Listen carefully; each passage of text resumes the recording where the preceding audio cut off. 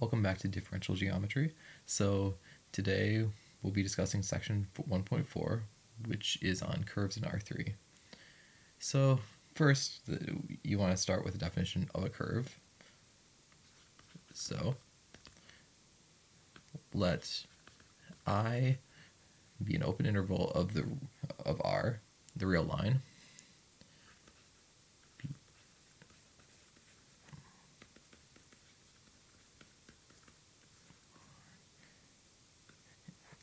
And so that includes lines of the form negative infinity a, so negative infinity comma a infinity, and ab.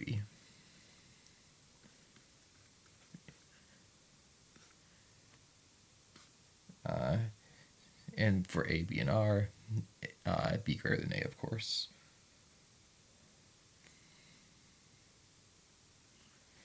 So we're going to say that a curve in R3 is a differentiable or smooth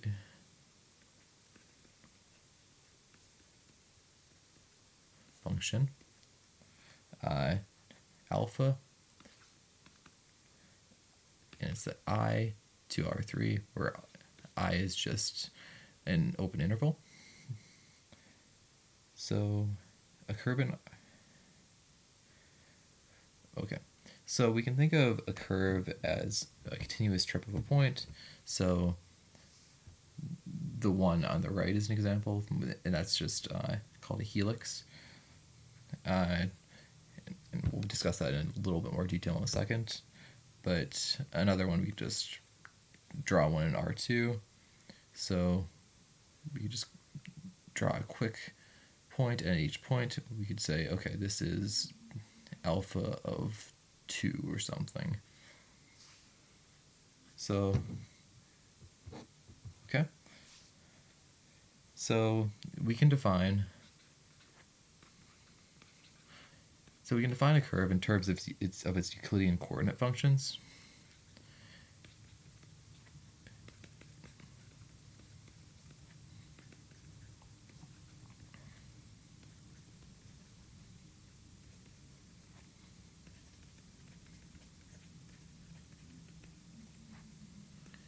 Okay. So we're just call them alpha 1, alpha 2, and alpha 3.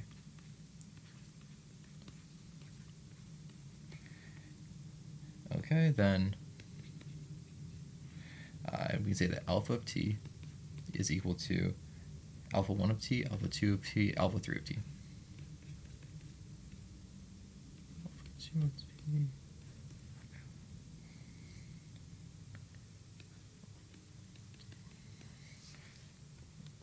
And that's for all t and I.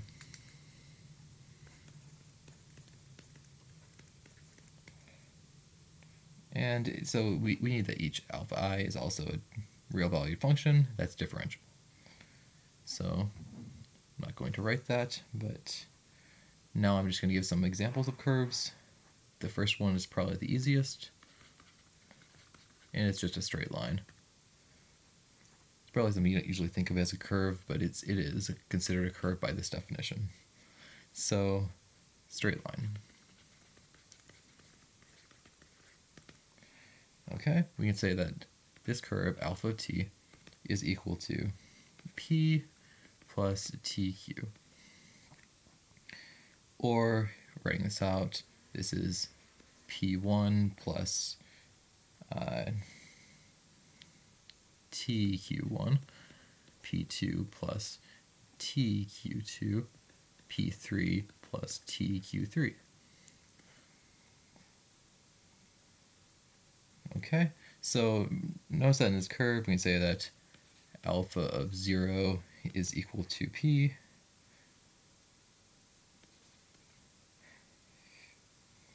So in other words, that alpha is just the line through the point P. So quick drawing. So this is say 0, 1. And say this is your line y equals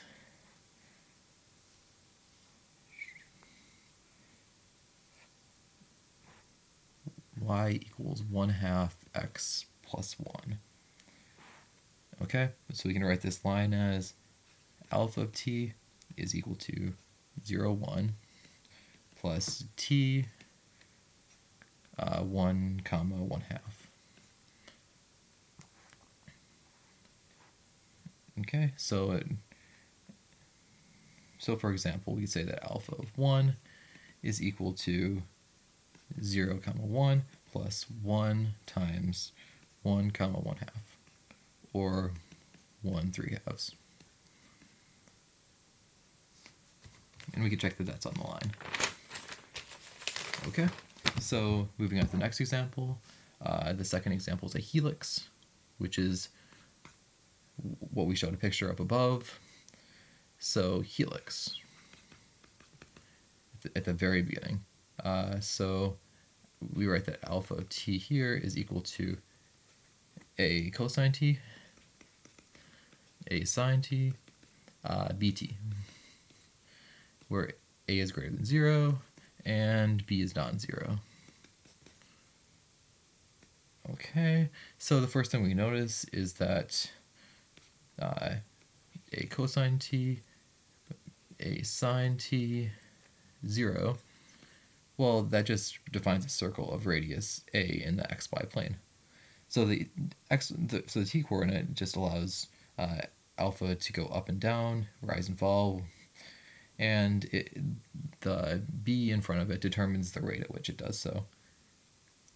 And it also depends on what direction it does, I guess. For example, it could be negative rather than positive. So going back to this drawing, that's again what a helix looks like. In this case, I guess b would be positive. Okay.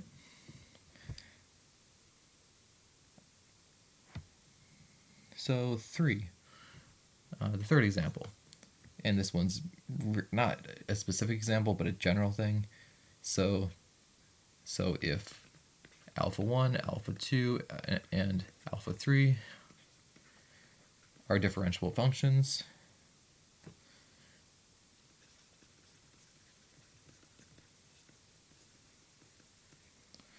from I to R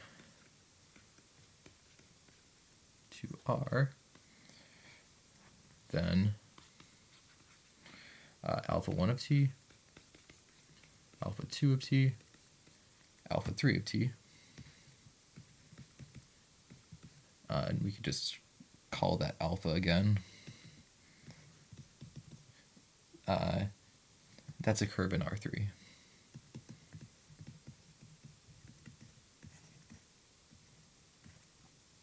Okay.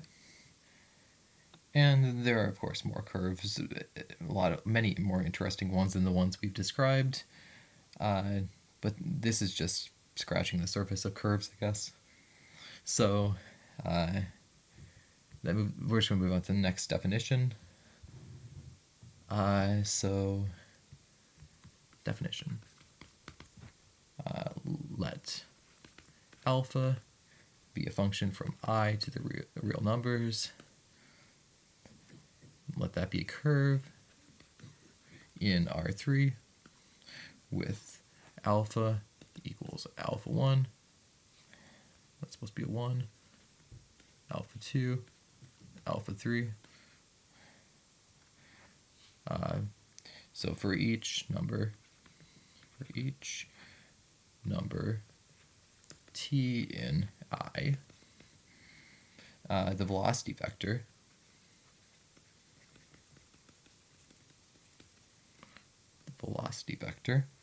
of alpha at t it's the tangent vector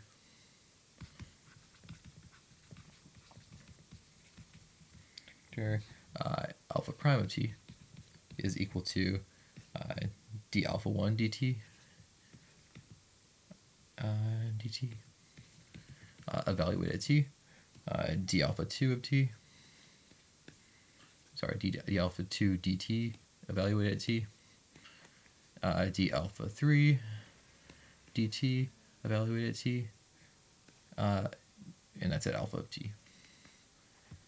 And we can see that that's just by definition that is a tangent vector at alpha of t.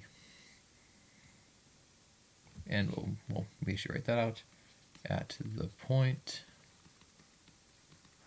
alpha of t in R3.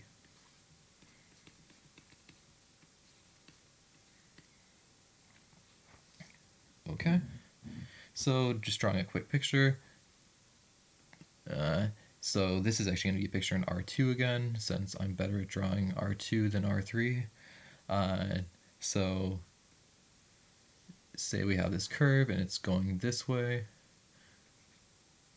So the tangent vector at this point, alpha of t, call this point alpha of t. Well, we'd have the tangent vector like that, I guess. Maybe not the perfect drawing, but it's good enough. And that's alpha prime of t.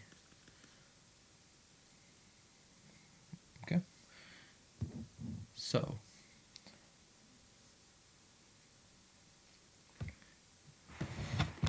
since alpha consists of the three coordinate functions,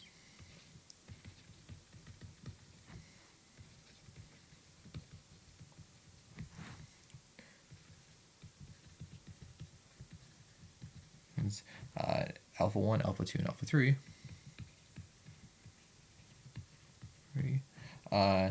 We can also interpret this definition geometrically. So recall that the derivative of function f on r at t is defined to be, and this is just your regular derivative definition, but I'm just going to draw a little star here. Df dt of t is equal to limit delta t goes to 0 of f of t plus delta t minus f of t over delta t. Okay, just your standard limit definition of derivative. So, but we can modify this slightly if we want to replace the function f by a curve alpha.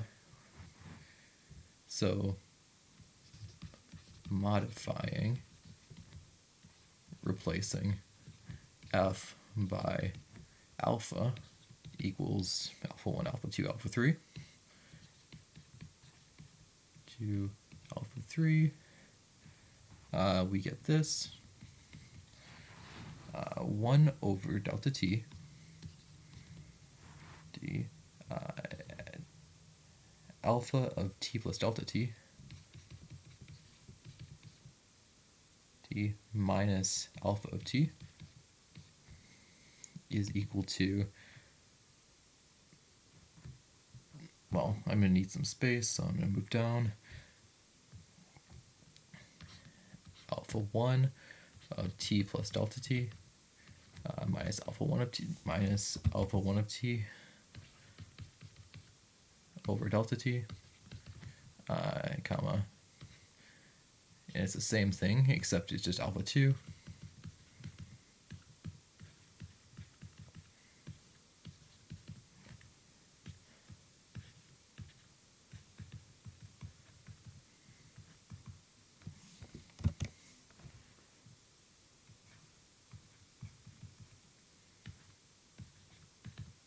okay, so this whole thing, and that's just looking at it well, looking at each of its Euclidean coordinate functions, right? So, okay, so finally, if we recall the identity,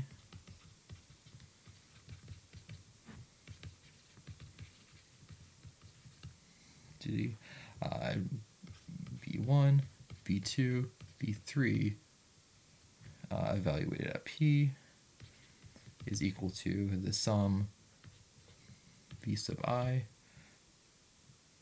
that's an I, u sub I of p. Okay, we obtain an alternate formulation of alpha prime of t that alpha prime of t is equal to sum d alpha I dt evaluated at t times u sub I alpha of t.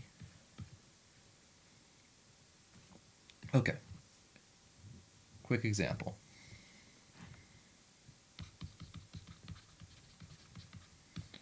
Okay, and this is the same example as the first one. So the straight line.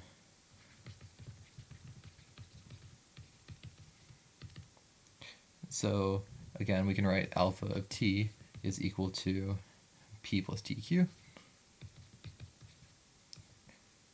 Okay, so alpha prime of t is equal to q, and it's just evaluated alpha of t. So we obtain this by taking the derivative of each coordinate function individually. Okay, and same for the helix. So helix. So again, just writing out the formula, alpha of t is equal to a cosine t, a sine t, bt. So alpha prime of t is equal to negative a sine t, a cosine t, t. Sorry, b, not t. B. And it's by the same logic, and it's also at alpha of t. Okay. And finally, for an arbitrary differentiable function,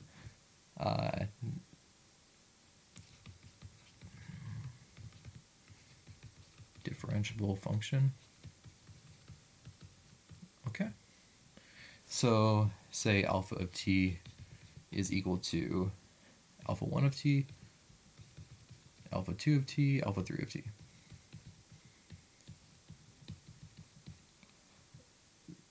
Then alpha prime of t is equal to alpha 1 prime of t, alpha 2 prime of t, alpha 3 prime of t, and that's all evaluated at alpha t. Well, that's all I've got for today, so thanks for sticking around, and stay tuned for more differential geometry.